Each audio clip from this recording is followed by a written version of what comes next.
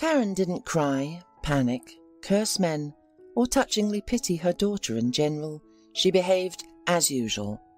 Sitting across from Alice, she stroked her hand, saying, "Alice, it's best that you see his true face now, not later. People like him leave sooner or later, often in the hardest moments of life. Be glad that you won't have to regret wasted time and effort." Alice continued to cry, and Mum looked at her with understanding and compassion. Patiently waiting for the tears to stop, she brought a glass of water and said, hugging Alice's shoulders, "Actually, doing something familiar and ordinary helps a lot in such cases. Of course, unpleasant activities such as cleaning and washing dishes are excluded." Mum hated both, although she loved to cook and could create a culinary miracle from the simplest and cheapest products. "I hate washing dishes and cleaning," she usually informed her admirers sincerely, and frightened lovers of free comfort quickly disappeared from her life. Alice couldn't be like her mum. She couldn't stand up for her own interests, and another woman took Nathan away from her. 6 months ago, Alice had a happy event happen by chance. She was in the right place at the right time, and her modest life miraculously changed. She had just graduated from a pedagogical college and came to work in a kindergarten. Many old acquaintances were surprised by Alice's unfashionable choice. She did well in school and could have chosen a more prestigious and profitable profession. Only her mother, Granny, and her friend Stephanie were not surprised. They knew that Alice loved children, and Alice loved her. It was pointless to resist her vocation. One of her charges was a 3-year-old girl named Sherelle. She loved examining everything. She wasn't timid or intimidated. She just felt comfortable contemplating alone. After watching the new teacher for a couple of days, Sherelle decided that she could trust her, and from that day on, she started sharing with Alice drawings, stones, interesting leaves. Alice couldn't help but become attached to Sherelle the most. Usually, Sherelle's mother, a small, elegant blonde, slightly older than the teacher, came to pick her up. Tender, polite, and taciturn, she seemed like an enlarged copy of her little daughter. She raised her child alone, often looking sad and tired. According to the headmistress's story, they lived together. Sherelle, her mother, and her grandmother. Alice became even more fond of the girl. She herself grew up without a father, but she never doubted her mother's and grandmother's love and care throughout her childhood. It was the 3rd month of Alice's work in the kindergarten when, instead of Sherelle's mother, a strange man came to pick up the girl. He was a sturdy, charming, brown-haired man of about 25, energetic, tanned, with grey-blue eyes and a shining, self-confident smile. Alice felt that he understood that he made an impression on the young teacher, and it was even offensive. Did Sherelle's father remember Sherelle's existence finally? She thought, but said out loud, "I can't give the child to a stranger. It's in the interests of the safety of the entrusted children. Sherelle's mother didn't warn me that someone else would come for her." "No problem," the stranger generously said, took out his mobile phone, made a call, and said that the receiver, Margot, the most beautiful Mary Poppins, refused to give me Sherelle. Explain to her that I'm not a stranger. "Sorry, I forgot to warn you yesterday. My brother came, and I asked him to pick up Sherelle so I wouldn't run from work like crazy." Alice knew that Margot had a strict boss who was more likely to stay late for work than leave early. Sometimes all the children had already been picked up, and Alice and Sherelle were waiting for their mother. "Thank you for your vigilance, Alice Walker," declared the man with mock seriousness. "You can be trusted. Come to your uncle, Sherelle. Let's go home." Near the exit, he turned around with the girl in his arms. "Oh, and by the way, my name is Nathan." "Goodbye, Nathan," Alice said with a reserved smile, bidding farewell and forcing herself to immediately turn around and go to the group. She didn't want him to think he had impressed her. Anyway, it didn't work out for Alice. She kept thinking about Cheryl's uncle all evening, and the next day he came for his niece again. The usually cautious and reserved Cheryl ran to him, spreading her arms. "Uncle!" "Pardon me for asking. Is Margot all right?" Alice ventured to ask. "Everything's fine," assured Nathan. "I just thought I'd help my sister while I'm here. I'm out of contract, so I came to my folks for a vacation. I don't know how long I'll be here." Perhaps he was waiting for Alice to ask something, like where he worked, but she just nodded and said, "Okay, I see," immediately feeling how stupid and boring it sounded. "Oh, I almost forgot," the guy exclaimed, slapping himself lightly on the forehead. "This is for you," and he held out a box of expensive candy that seemed to come from nowhere. "Thanks," Alice marvelled, "but what's the occasion?" "In honour of getting acquainted," the guy smiled. The next day he brought a big bouquet of roses. Cheryl eagerly accepted the gift on behalf of her favourite teacher. Before Alice could find the right words, the man picked up his niece, after saying goodbye, went out the door of the playgroup. Alice took the flowers home and told her mother about the new acquaintance. "He's not greedy, anyway," Karen laughed carelessly while admiring her daughter's bouquet. "The flowers are gorgeous. So many men don't give flowers nowadays. It's even funny to say that some men consider a woman mercantile for wanting a bouquet or a cup of coffee in a beautiful coffee shop. I will always support a man in difficult moments, but I'm not going to do it for a deliberate miser. One good thing is that you can recognize such men right away. Oh, I got distracted. Dear, you seemed surprised and confused. Why? It's a common occurrence. A young man has decided to court you in the classic way. That's not a bad thing, as long as he's not married. I wouldn't advise you to get involved with a married man.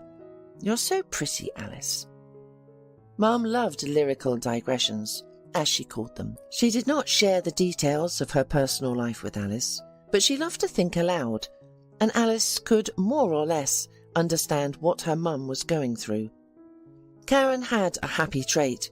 She was always interested in life, even if life was not very smooth.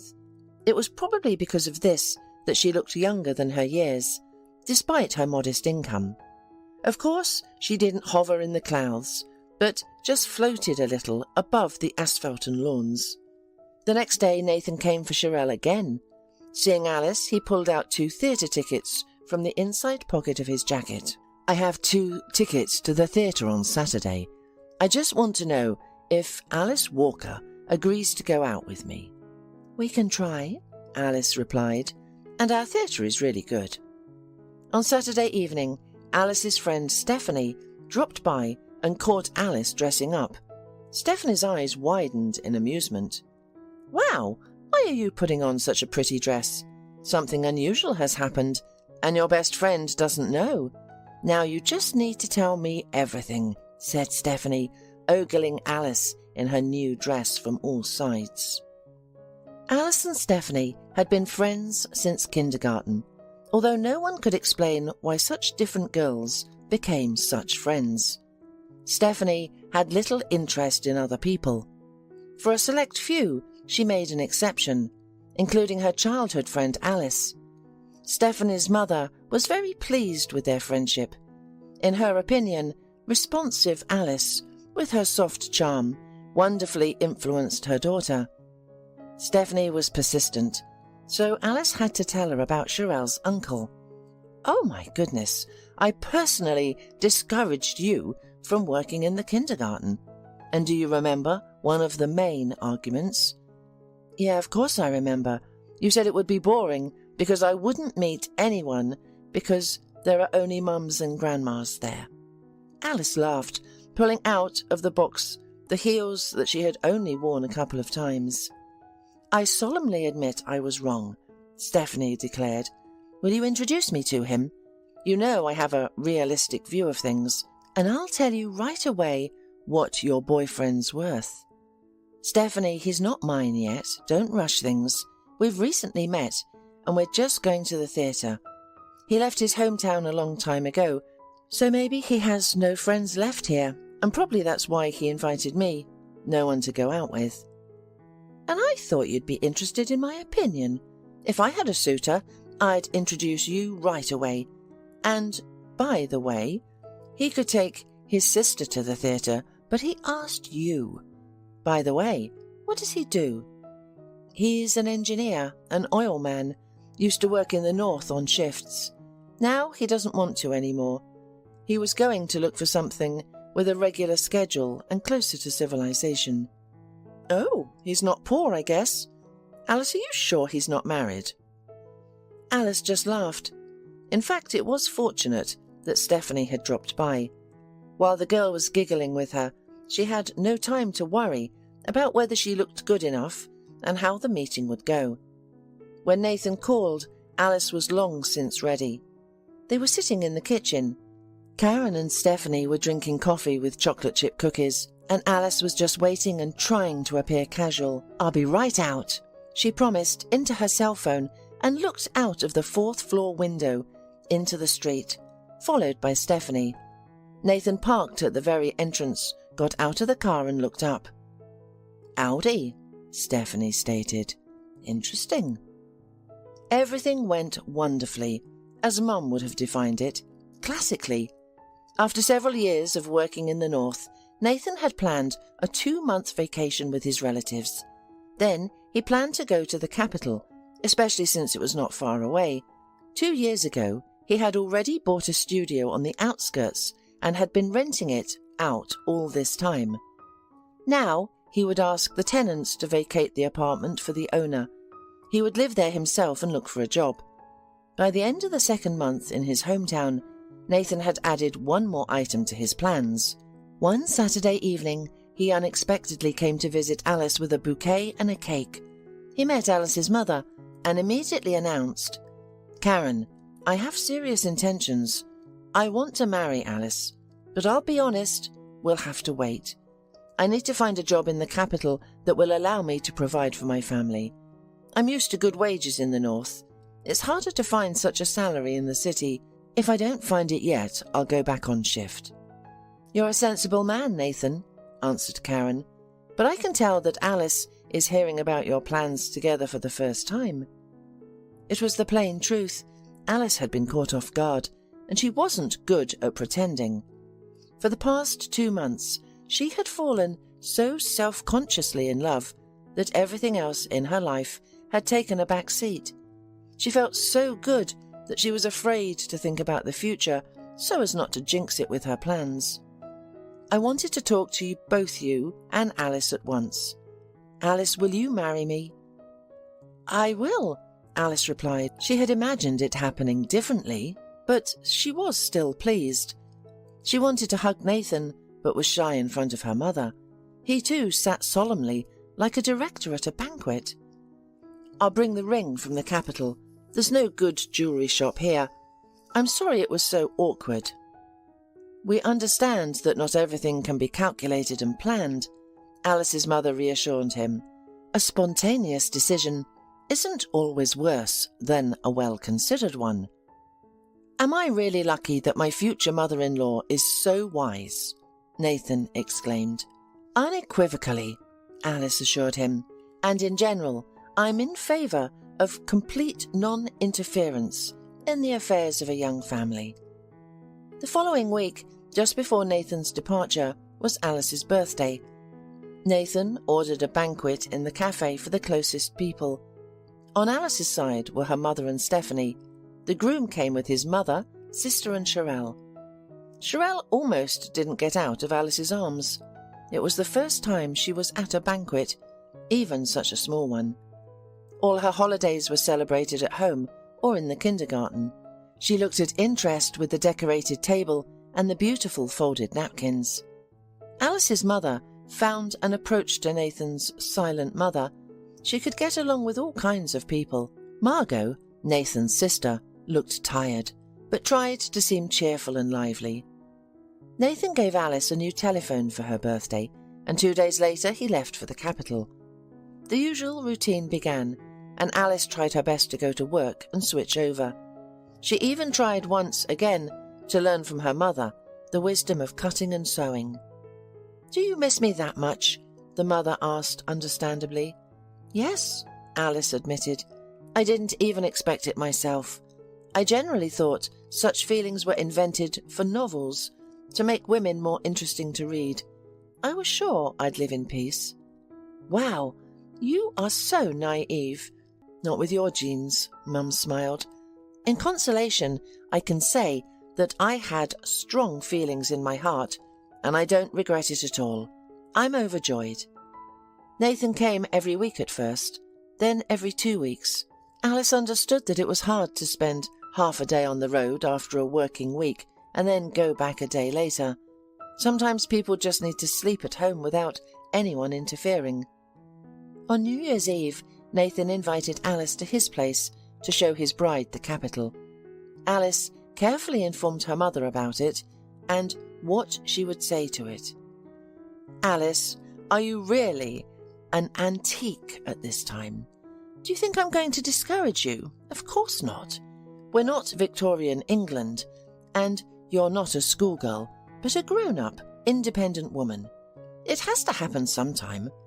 I'm glad for you that it's not too soon and that it happens as it should. Love is important, believe me." Alice believed her mother. She was sure, without any proof, that her mother understood love. "Who are you going to spend the holidays with? Are you going to Grandma and Mr. Capadona?" Once Alice's grandmother, grandfather, and her mother lived in the same apartment. Alice didn't remember her grandfather well, as he died early, but her grandmother lived with them for a long time. 2 years ago she returned from the market and announced from the doorstep that she had met an elderly gentleman who selflessly helped her carry her groceries home. Grandma's acquaintance turned out to be the resident of the neighbouring town.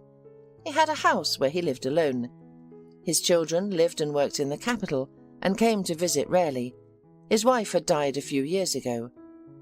Mr. Capadona came here for a friend's anniversary, and now he promised to visit more often, the grandmother said coquettishly. Alice and her mother laughed and forgot about it the next day, but Mr. Capadona wasn't joking. He came to visit Alice's grandmother, but he turned out to be a nice man who worked as a physics teacher until his retirement. Although he no longer taught at the school, he ran some kind of technical club for children. It was obvious that he adored Alice's grandmother. He didn't show it, but he didn't hide it on purpose. Alice found it a little funny at the time, but her mother said that she was just a young fool. 6 months later, Grandma and Mr. Capadona decided to move in together. Alice and her mother were invited to visit Mr. Capadona's house, so they could have peace of mind that their beloved mother and grandmother would live in decent conditions. Karen said that from now on she was calm for her mum, putting her in safe hands. "I'm going to visit Grandma and Mr. Capadona, of course," answered Karen to Alice's question. "And for New Year's Eve, I was also invited to my friend's summer house, to be honest, but I wouldn't have gone if you had stayed at home, because I'd have preferred your company. But apparently I'm having a romantic New Year's Eve too. So have a good time with Nathan." Alice and her mother laughed together. So Alice went to Nathan's house for New Year's Eve, and she had never had a happier New Year's Eve, even as a child, when everything was magical. During the day, Nathan showed her around the capital, and in the evening they returned to his studio and stayed alone. Alice helped pick out presents for Nathan's family, which she was supposed to take to them. Alice was a little surprised that Nathan didn't want to go to his relatives by himself. "We could spend half the weekend here and half at home." "Alice, my home is here. What is there to do there? We wouldn't get to spend so many nights together if we went there. With my mum, we're not particularly close, as you've noticed. I love her, of course, but we don't have much to talk about. Margot likes to whine as if it's someone else's fault that it's hard for her to raise her daughter alone.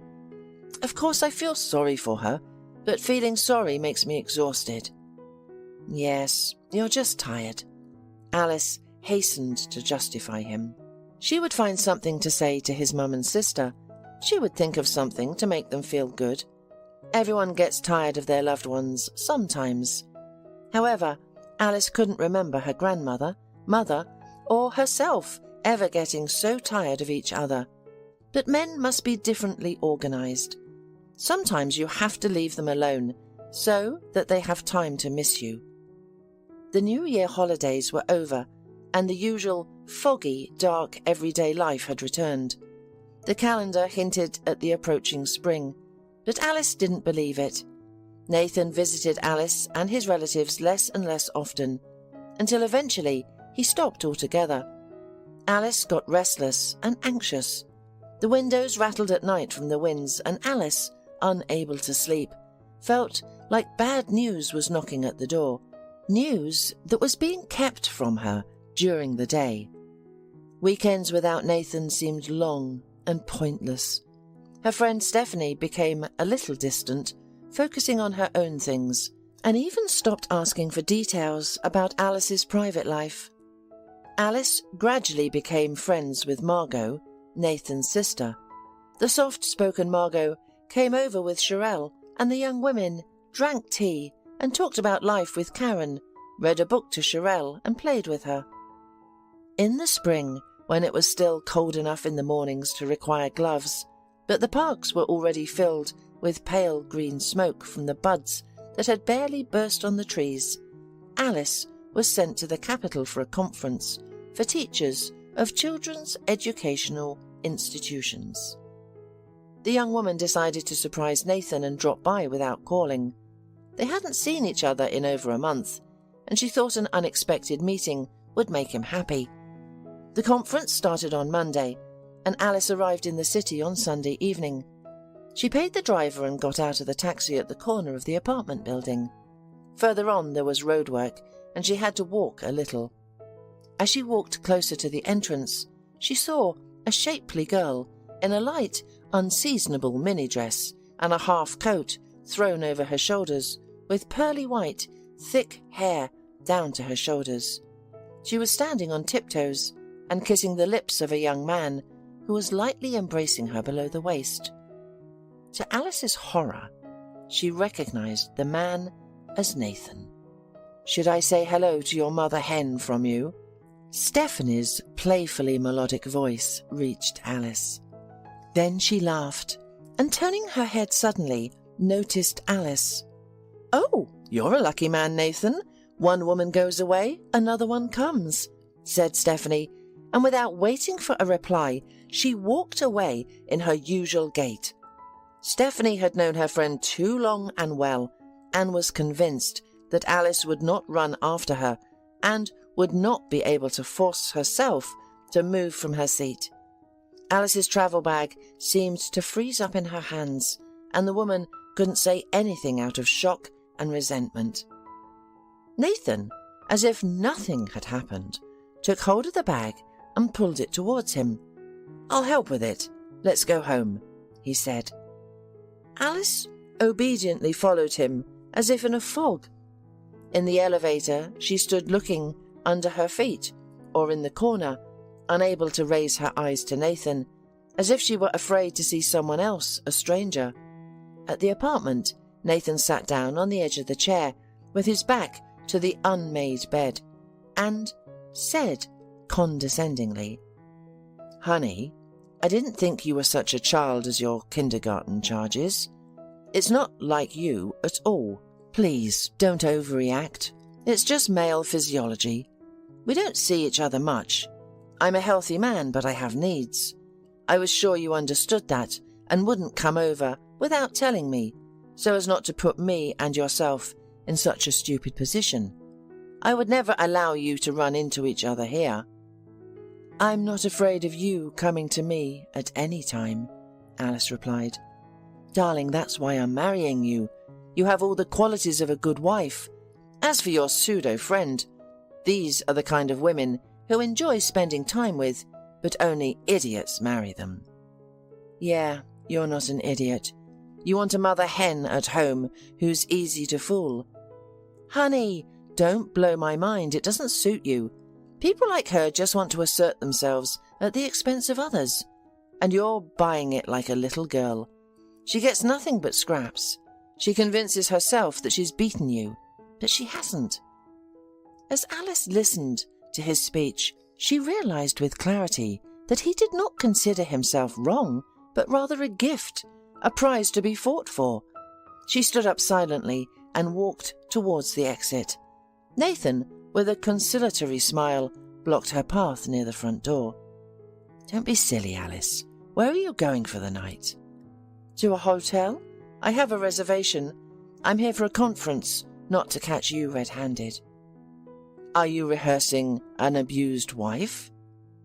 Okay, when you cool down, call me where you're staying and when you're free. We'll go somewhere after my work and your conference. Nathan smiled amicably. He wasn't even thinking of playing remorse. At 7 p.m. the next day, when she had gotten back to her room, Nathan called. Give me the address. Where should I pick you up? He said after greeting. Alice had agreed with herself yesterday that she wouldn't answer his call. However, upon receiving his call, she decided that if he didn't care about her, he wouldn't call her now and would take the opportunity to easily get rid of the annoying friend. So he loved her after all, and Alice gave her the address. Nathan arrived quickly, brought a bouquet of white lilies, and offered to go to the premiere of the comedy. He was the same as before, joking confidently and opening doors with a warming. Alice wondered, was he pretending, or did he really not see that she was frozen or petrified now? He was laughing at the movie, enjoying the evening, while Alice had little interest at all in what was happening on the screen and around her. Well, what's home, honey? Nathan suggested merrily. After the movie, we'll order delivery for dinner and a bottle of wine. Alice was silent, remembering Stephanie at the front door and the unmade bed. I can't go there yet. You realize it hurts me, right? And you're not even apologizing, even though it's so simple. Just because I love you doesn't mean you can do that to me. Here we go again, Nathan said curtly, wrinkling his nose. Everything was fine, and now you're back with your claims.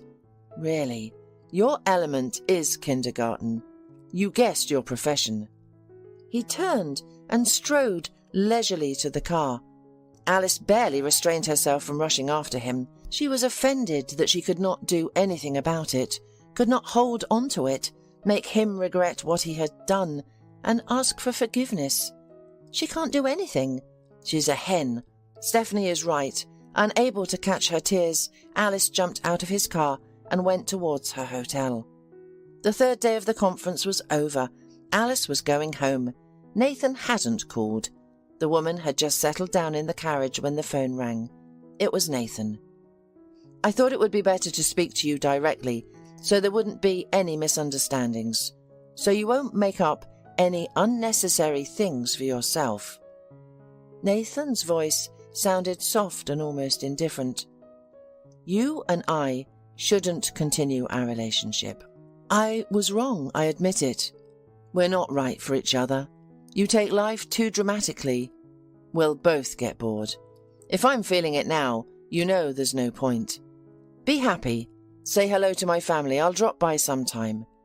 After these words, he dropped the call.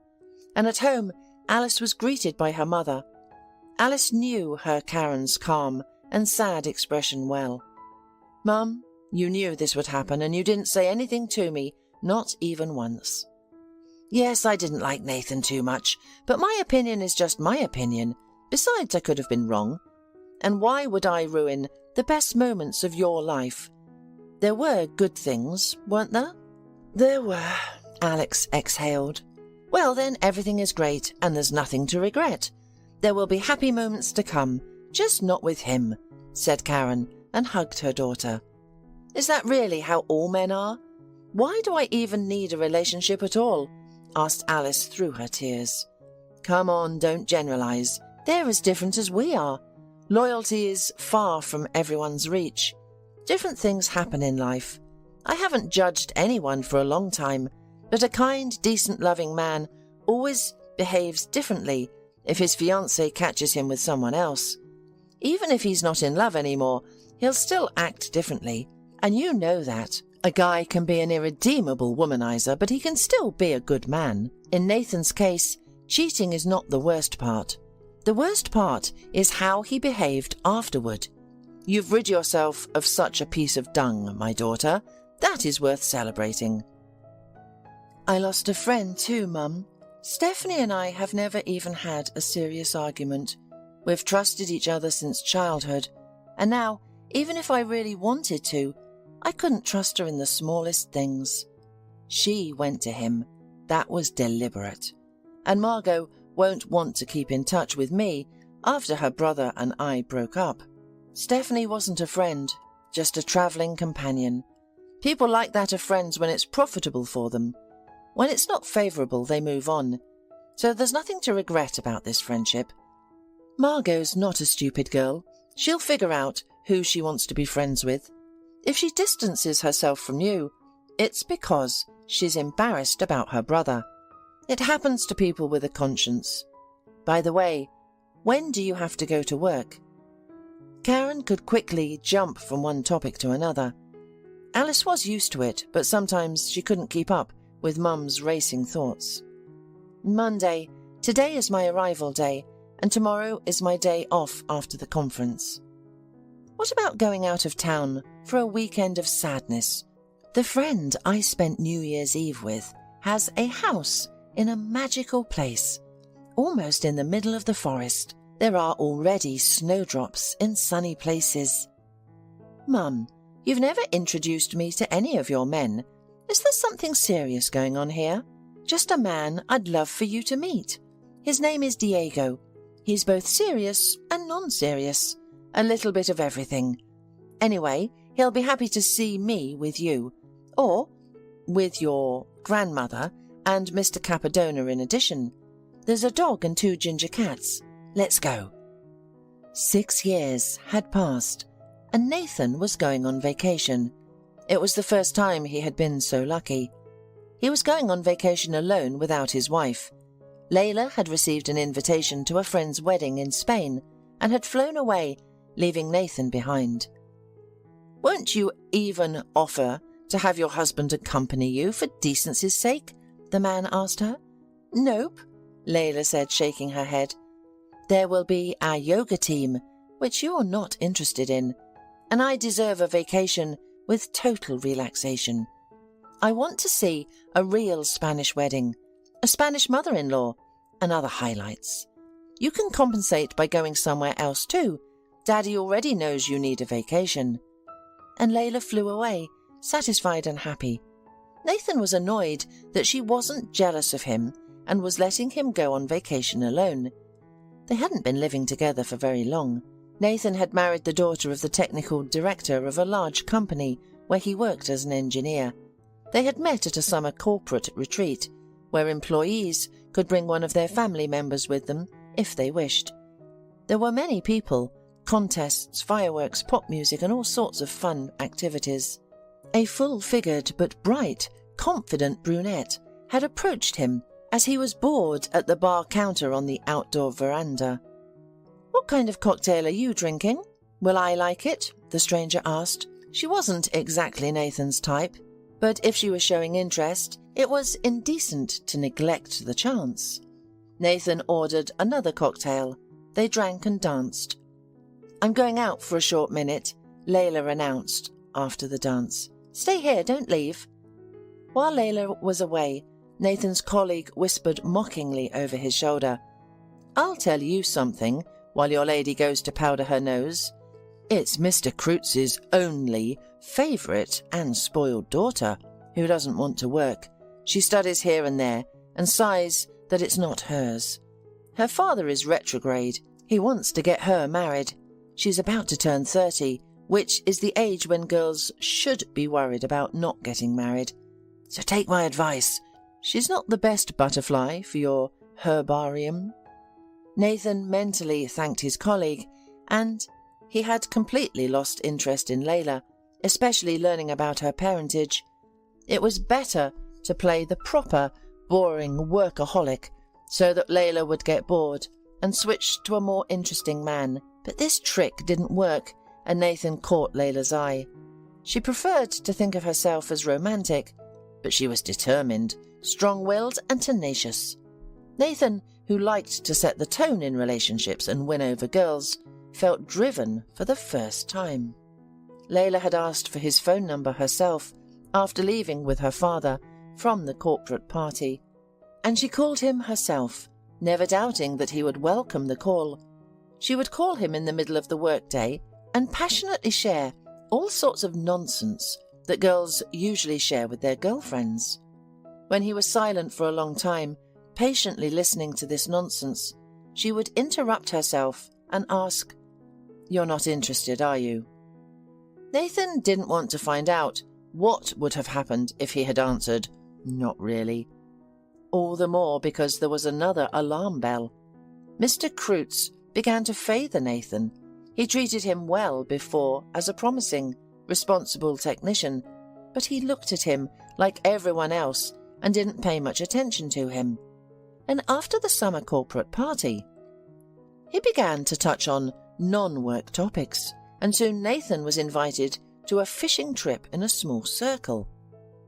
There was something to think about for Nathan. It seemed that they saw him as a future son-in-law. But Nathan simply did not want to complicate his life, feeling unwanted consequences. In fact, he didn't plan to get married yet. He was quite satisfied with the advantages of a single life. But he understood there might not be a second chance for a guy from a small town and a very ordinary family. Without the right acquaintances and favourable kinship, only routine work and slow career growth awaited him. Of course, Layla was bright and had good-natured cheerfulness. However, Nathan was confused by her feminism, which he could not understand. He seriously believed that most women's troubles came from its influence. In his understanding, a man earns money and dictates the rules. He imagined his wife as a pretty, tender woman who owed him a lot and recognized his supremacy. He had once had such a bride, almost 3 years ago, in his hometown. Alice was gentle, cozy and naive. It was unlucky for him that she had seen him with another woman and walked around with reproachful eyes, waiting for his repentance. After that, Nathan changed his mind about getting married, and now he could find himself in a dependent position where he would have to live by his own rules. Nathan still hadn't decided what line of behaviour he should take at the informal fishing meeting. Mr. Kreutz and his friends met Nathan cordially and did not show their superiority. Late in the evening, when the men were drinking and dining in a cosy cottage, Mr. Kreutz called Nathan to the terrace and asked him bluntly, "Are you serious with Layla? Just explain honestly, like a man to a man. I'll understand." "I love your daughter, Mr. Kreutz," Nathan declared. "And why are you dragging it out then? She's waiting. It's just the fashion for girls to make themselves independent now. But in fact, they are waiting for a man's initiative. You know it without me. You're not a boy as far as I can see. To be honest, I realize that I am not yet able to provide her with the standard of living to which she is accustomed," Nathan said. "I don't want to look like a cunning, provincial Alfonso. That's not for me. I realize that Layla is worthy of someone more successful." "Okay, I get your point. Now, I'll tell you. My daughter has my character, and we do not care that you do not have a status. It will all come if there is a desire. And you have it, and I can see that, and I'm going to help you. I care about my daughter's happiness. I don't care what anyone thinks. Layla never wanted to get married, but she wants to marry you. So don't hesitate and don't delay. Propose to her. We'll arrange a wedding for you as you want." "Thank you for your understanding, Mr. Kreutz. I just want my daughter to be happy." That's how Nathan got married. Layla didn't want a crowded wedding. She saw a modest wedding and a romantic, exotic cruise. Nathan was grateful to her. Firstly, he was bored by crowded gatherings, and secondly, he realized that his provincial mother and sister would not look good in comparison with Layla's relatives and friends. Nathan called home and told them that he was getting married and that they would go on a wedding trip right away, and then they would stop by sometime to visit with gifts. Since then, Nathan has never gotten around to stopping by, even alone. His mother came a couple of times to visit them at their new apartment. She liked her daughter-in-law, sociable, friendly and energetic. Margot never came once.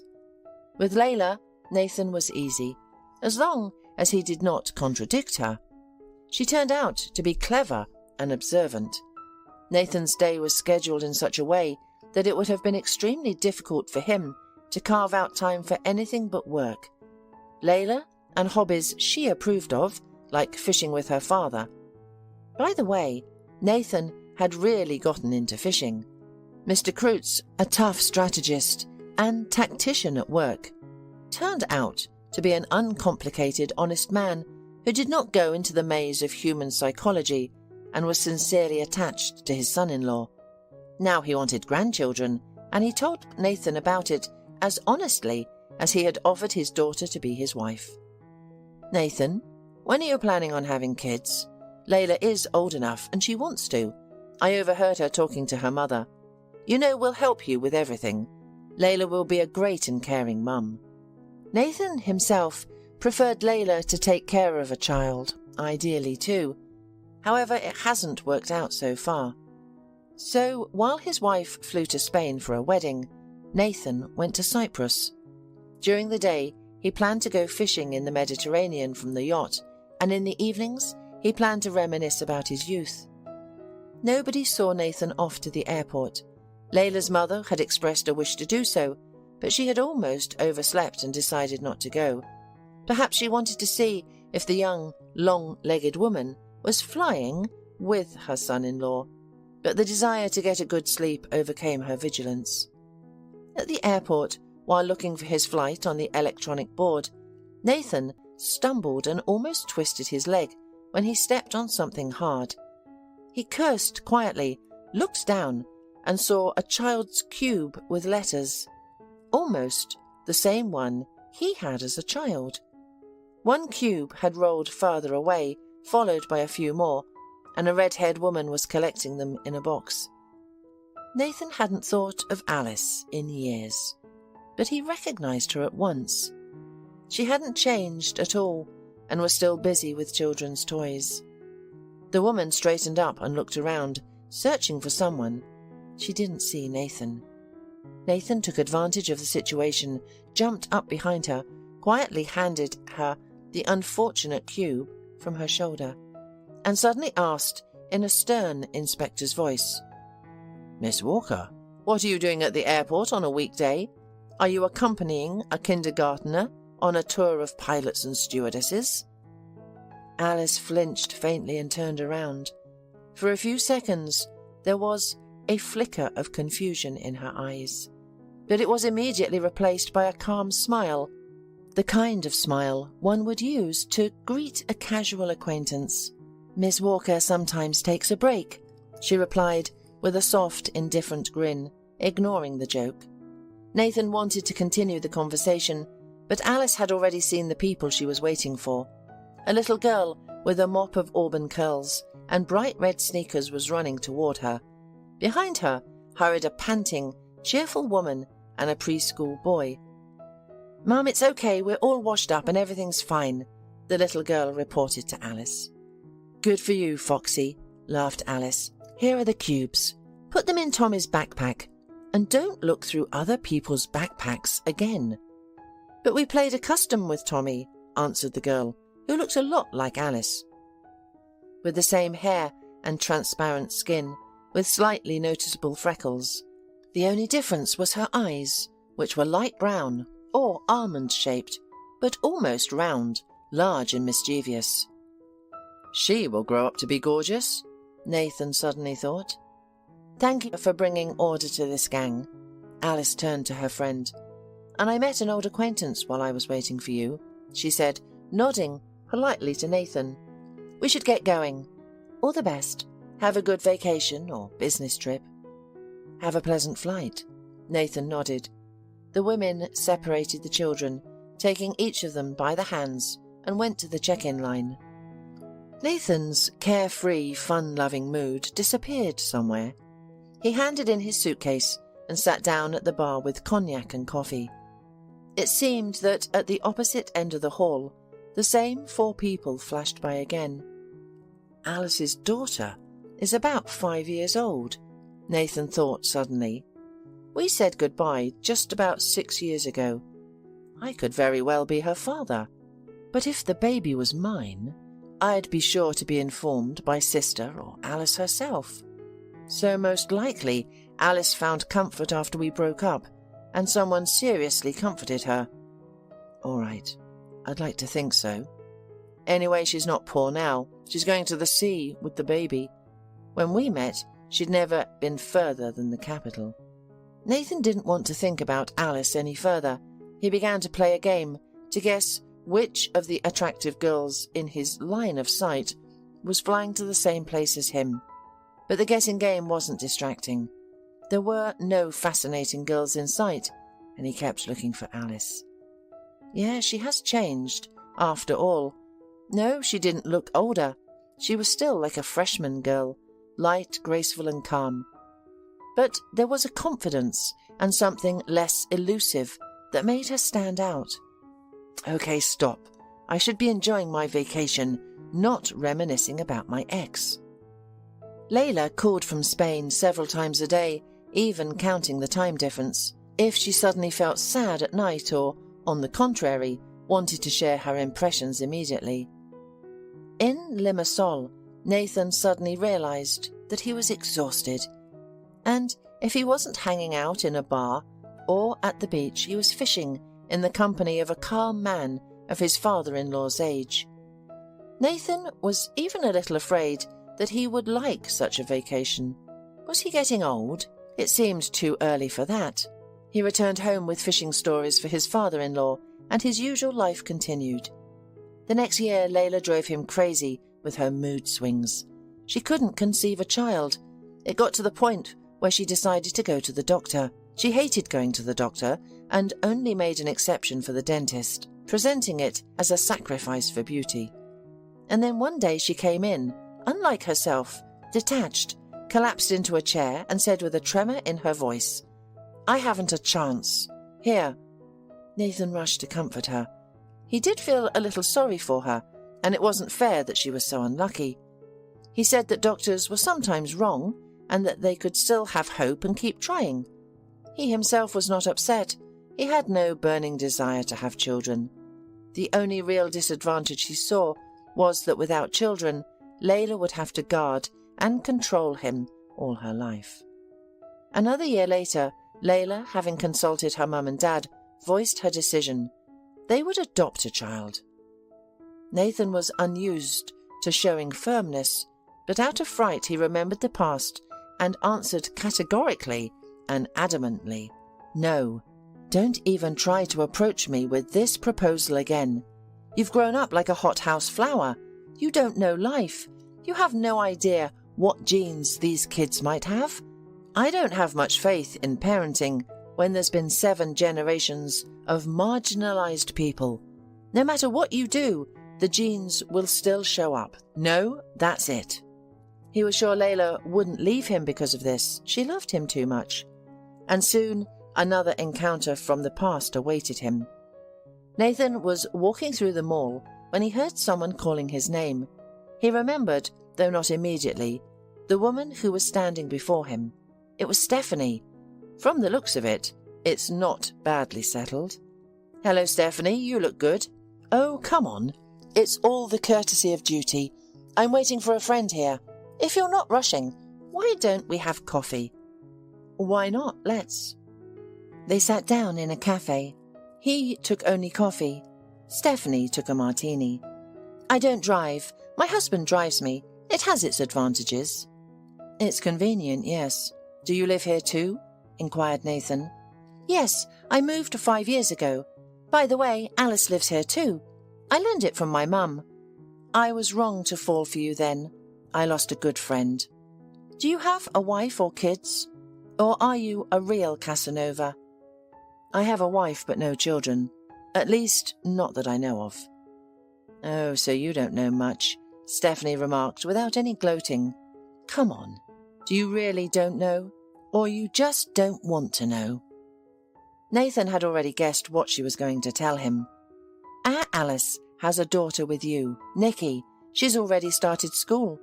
You'd have to be a principled weirdo like Alice not to demand child support from you. I don't think she is my child.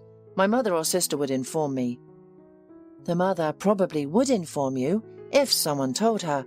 Margot most likely knows, but Alice asked her to keep quiet. When you and Alice broke up, she moved here a couple of months later too, and got a job at a private daycare centre. Her mother's boyfriend helped her. She married him later, just imagine. And my mum has a friend at the clinic. She told me that Alice was pregnant. It's definitely your baby. When it comes to Alice, you can be sure. So Alice and her mum didn't say anything to anyone, and when the opportunity arose, they left our town quickly. Why are you telling me this now? I don't know. Someone should have told you. You decide whether you need this information or not. Stephanie laughed quietly. Another 6 months passed. Layla had lost weight from worry.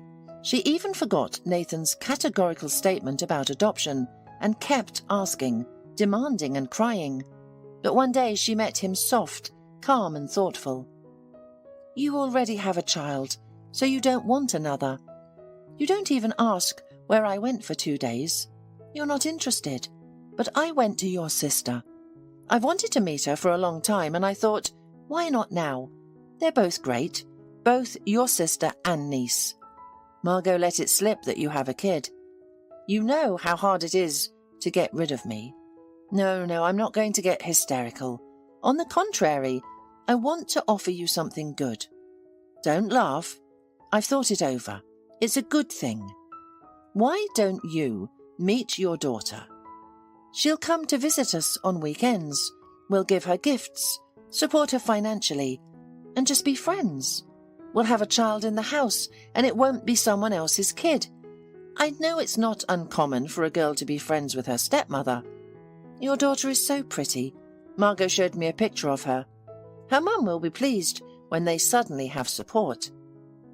Layla, I found out accidentally 6 months ago that I had a daughter. You may not believe it, but it's true. If her mum had needed my support, she wouldn't have kept me in the dark for so many years. She's a very different sort of person. A bit odd. Margot told me how you two broke up. She tried to keep it emotionless, smoothing over the facts. Probably felt sorry for me. It's not for me to judge you. I had 2 pregnancies that I terminated. I was young, and now I can't have kids. So I'm not one to judge morality. If you're uncomfortable talking to your daughter's mum, I'll talk to her myself. Maybe it's better that way. I'll explain it to her honestly. Layla, I always thought that you were a practical, reasonable woman, at least adequate. Find yourself a hobby. If you worked like me, you wouldn't have time to think about nonsense like this. Have you ever thought how stupid I'd feel in this situation? Like you're thinking a lot about my feelings yourself. She was tempted to say something else, it was obvious, but she held back. It is great that she has learned to stop, at least for a while, Nathan thought. A week later, Alice and Nikki were returning from ballroom dancing class, walking slowly.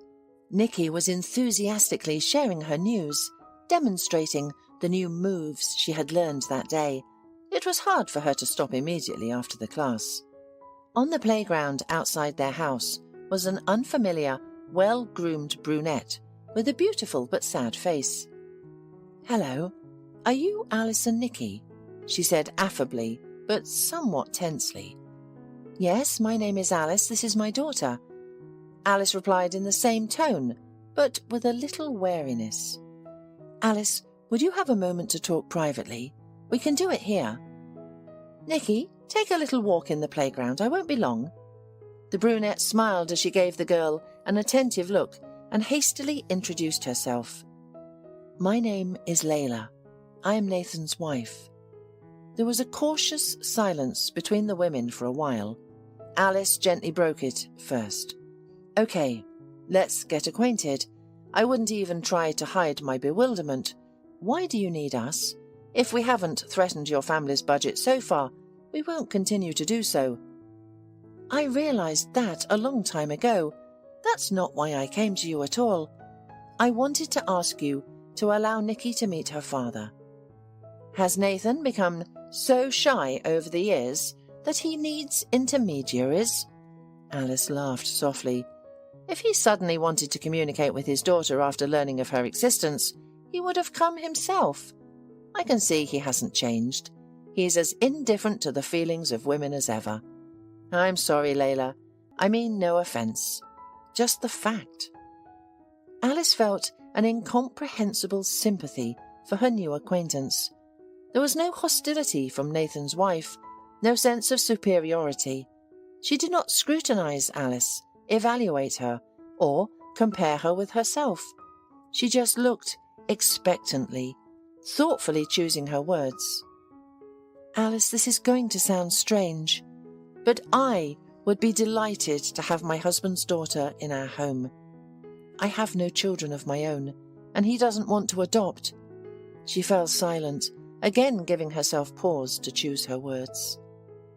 "I think I understand. No need to explain further." Alice stopped her. "I'll tell you a platitude. Doctors sometimes make mistakes. I work in a kindergarten, and I know many stories like this. In every kindergarten, there is a child whose mother thought she was infertile. Hope for your chance. Attitude helps a lot. And as for Nikki, I'm getting married in a month, and my future husband will be Nikki's daddy. She doesn't even doubt it. Imagine if this were your child and your situation. What would you do?" "Yeah, I understand. I won't come again. Sorry for the stupid idea and the wasted time. I'd have a very different conversation with me if I were you. And I'm sure you'd understand too," Alice replied. "Thank you." Layla nodded, turned and walked towards the parking lot, waving to Nikki as she went. I was never as lonely as she was, Alice thought, looking after her. In the evening she couldn't sleep. Of course she realized that there was nothing to be afraid of. Nathan wasn't going to show up with his parents' rights. He never liked to make things difficult for himself. When they broke up many years ago, Alice understood that she had fallen in love with a man she should have stayed away from in the first place. "How could I be such a blind fool?" she asked her mum rhetorically. "If women were smart in love, mankind would have died out long ago," Mum replied with conviction. "So that doesn't speak to your personal stupidity. It's just the way things work, and I've had that. See, I'm alive and enjoying life. I don't think I can ever really be happy about anything again." Alice grinned bitterly. "Dear, if you want to wear mourning for love, well, wear it. It will end on its own, you'll see. Maybe psychologists would burn me at the stake, but I am sure of that." Alice trusted her mother. Karen was not only a psychologist to herself, but also to others. Alice was sure that many of her clients had been coming to her not just for their clothing needs, but also to talk to her and share their problems, which didn't seem so terrible or unsolvable after such talking. After breaking up with Nathan, a series of happy coincidences followed. Karen introduced her daughter to her boyfriend Diego. His older sister, Irina, turned out to be the head of a prestigious private kindergarten in the capital and came to visit them. Even after learning about Alice's pregnancy, Irina convinced her to come live with her, saying, "Consider us already kin. Your mother and my brother are about to get married, and I live alone in a spacious apartment, and I can't stand being alone. I'd love it if you'd keep me company. If you don't like something or things don't work out, you can always go home." Alice hesitated for a moment, but her mother encouraged her, saying, "Don't think that I'm kicking you out, but I would go if I were you. It's not for nothing that fate throws us in such coincidences to make it easier for you to start over."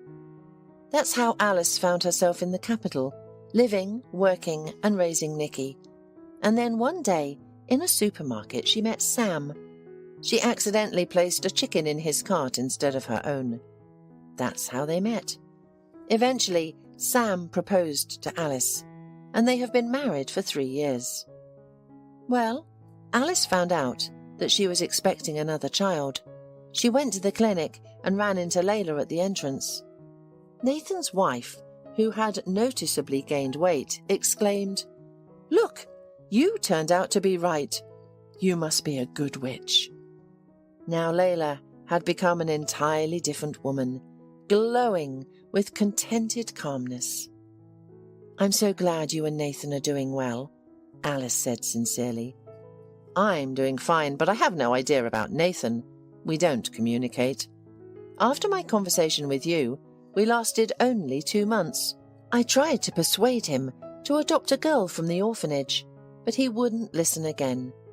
It was hard on me, and I even felt like I was going insane. Then I found out that Nathan had a young mistress, and I didn't feel anything special. I just felt sorry for the girl. I met her and drew a verbal portrait of Nathan because of women's solidarity. By the way, she dumped Nathan later too. As for me, I filed for divorce and went to sea. And there I had a vacation romance. But surprisingly, my resort affair turned out to be a serious love affair.